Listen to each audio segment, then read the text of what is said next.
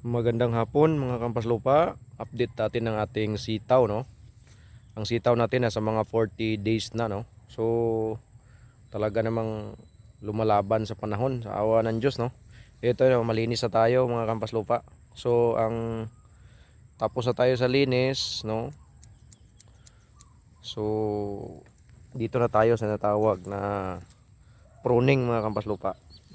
Ang purpose sa pruning natin mga kampas lupa, yung management natin sa insecticide, fertilizer. So dapat nakikita natin yung puno. Gaya nito mga kampas lupa. Oh. Ito, ganito yung ano. So mga ganito sa puno mga kampas lupa, dapat pantanggalin na to mga kampas lupa. Ito yung pruning. Dapat talagang titingnan natin talaga yung puno mga kampas lupa na malinis, no? Ito talaga yung practice ko talaga dito sa aking farm mga kampas lupa. So mga kampas lupa, dapat ganito kalinis ang kanyang mga puno mga kampas lupa sa ilalim, no?